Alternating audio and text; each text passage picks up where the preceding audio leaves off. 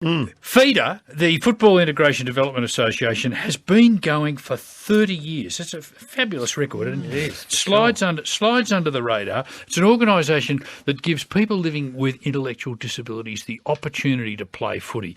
And they're celebrating 30 years of doing it. It's absolutely sensational. And the president, Peter Ryan, is both celebrating it and drawing attention to it with a bit of fundraising by running around Princes Park a frightening number of times. He's going to do it about 10 times, I think. And Pete joins us on the line now. Peter, welcome to the Koodameens.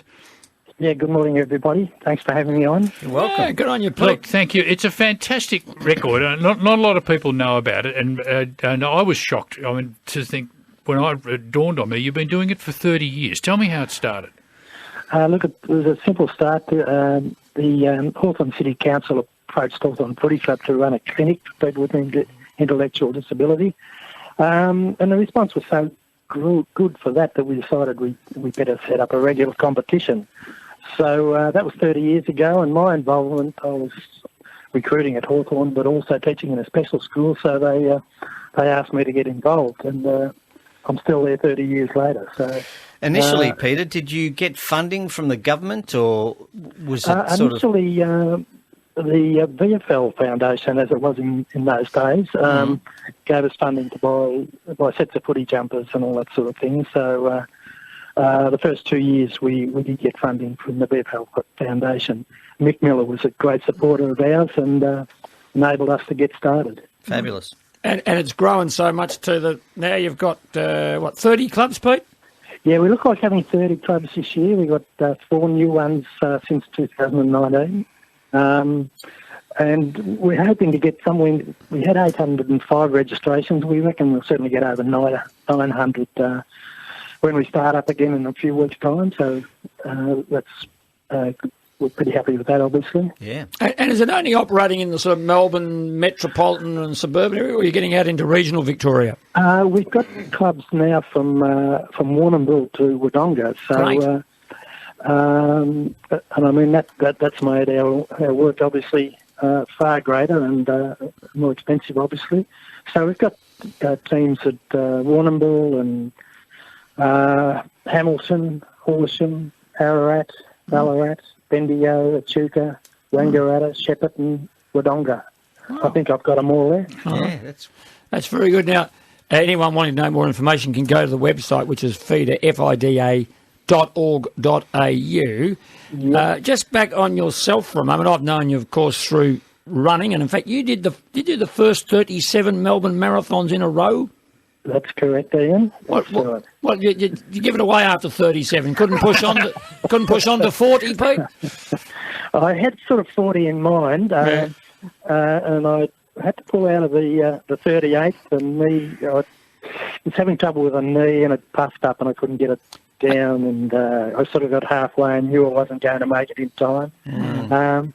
Keeping in mind I had done the last two after open heart surgery. I had an aneurysm which had to be dealt with. So to get to 37 was good. I would have liked to have got to 40, obviously. Hey, when you you'd done 37 in a row since the start, how many runners were left that had done all 37? I think there were 8 still left, but I was the 8th to pull out. Yeah.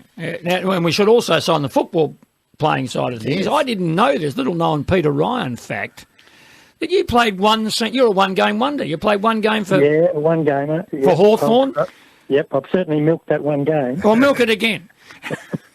What happened? Well, it was before zoning, and I was playing at South Bendigo, and I had played practice matches at Geelong and Collingwood, but signed with Hawthorn, and the Wednesday of the last game where you could play on match permits, they rang me up and said, what about coming down and playing in reserves? And that was to ensure that I was tied to Hawthorn before the zoning came in.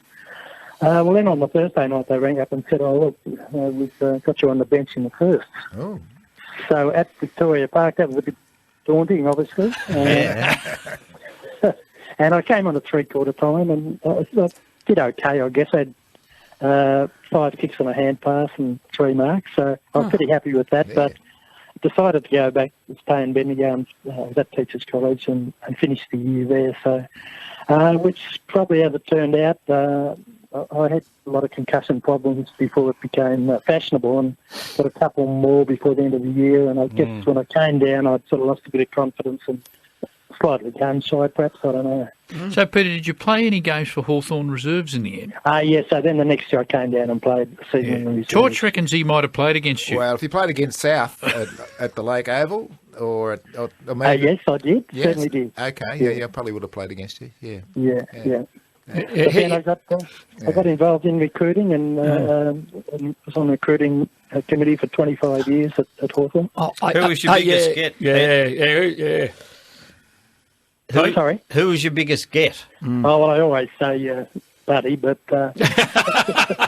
yeah, no one else had seen him. That's right. I guess in that draft, I pushed pretty hard for Jordan Lewis, and I sort of got into analysing the statistics at that stage pretty deeply, and we were looking for an inside midfielder who kept getting the footy, and of course Jordan Lewis. I'm not surprised that. Well, I'm not surprised you got into statistics because all these years on from 1967, you've given us all your stats. Yeah. That hasn't disappeared. Hey, just getting back to the marathon running, my good friend Ian Cover here has run a marathon or two.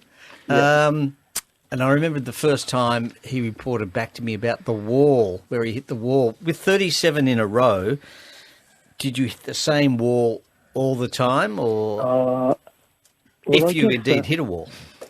I guess there were plenty of times where I certainly did hit the wall, but I guess the fitter you get, the wall gets further away, and you manage to get through without suffering the real problem of hitting the wall. But I've certainly experienced the wall. Yeah.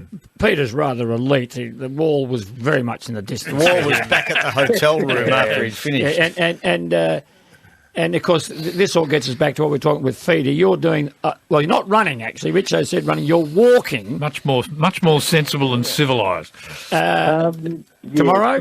Tell us all about that. Yeah, tomorrow. During the lockdown, of course, like many people, I did a lot more walking than usual. I don't occasionally break into a run, but it is more a casual walk. So I just came up with the idea to celebrate the 30 years of FIDA that I would walk the old 30 miles, which is 50k. And I chose Princess Park because it's reasonably flat, undercover. I live in Moonee Pond, so it's close to home. So, and I thought, well, why not make it a fundraiser as well?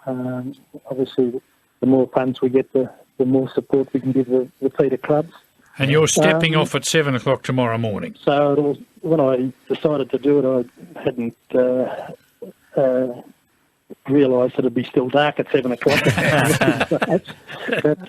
So I'll kick off at 7 in the morning, and look, it'll take me at least 10 hours, I would think, but I'll just plod along, and I've got plenty of people who are going to come and keep me company during the day. Unfortunately, I'll miss watching the Hawks play, but... you'll still be home in time for tea. Yeah, so I might get home to watch the end of it all. Yeah. So 30 miles for 30 years around Princess Park. How many laps is that, Peter? That's 15 laps, yeah. So you got people who are going to join you for a lap here and a lap there? Yeah, that's right, yes. And if you want to stop and have a sit down, you can. Yeah. Oh, yes, But anyone wanting to get involved, the website is www.fida.org.au. And Peter, have you got boys and girls playing in the FIDA comp? Look, we're the only competition, certainly in Victoria, where girls and boys can play together. Oh, great. We've got about 80 females playing, and we've got a view in the future to setting up a FIDA girls comp. We actually had a game at the end of 2019 of just all female-only game in conjunction with the AFL and Hawthorn at Waverley Park. We had a Down syndrome game and a girls game. So we'll certainly work on that, and eventually we hope to have a FIDA girls competition. And Peter, you said you're pushing for 900 registrations for this season. Yep. There may be people listening to the show who are thinking, gee, I'd like to get involved, but there's all sorts of impediments to getting yourself to the start line to be able to play footy. Now, with all the new provisions under the NDIS, would someone wanting to participate in the FIDA footy be able to access the NDIS to enable them to be able to play? Yes, there's no doubt about that. They can access the NDIS. If they do their own plan, they can get their registration fees paid, but also they can have carers who look after them and take them to the footy and that sort of thing. So can get them there and get them home again. Yeah, all that sort of thing. So look, the NDIS is a bit of a minefield, but certainly it does present the opportunity to be involved in our footy. Yeah, so anyone who's thinking they'd like to have a go, but maybe it might be a bit hard, that there's ways and means. That's no doubt about that. And I just, in conclusion, I must say to you, Pete, too, I get the feeling you might do this sort of stuff and been inspired by a fellow Bendigonian or Mittyamo, a bit further north, Bendigo, Johnny Forbes. You're a good friend of Forbesy. Yeah, and I come from Pyramid Hill, so I always say Mittyamo was a suburb of Pyramid Hill. But so I obviously knew Forbesy from when I was a kid up there, and I managed to get to Forbesy's funeral, and like so many people throughout the land, I guess, I regarded Forbesy as a good friend. Yeah. And an inspiration. Yeah, and an inspiration, no doubt about that. And he was very good for us at FIDA as well. Terrific. Yeah. Good on you, Pete. Well, good luck tomorrow. Make sure you've got a bit of Vaseline and the Band-Aids around the toes and all that sort of stuff.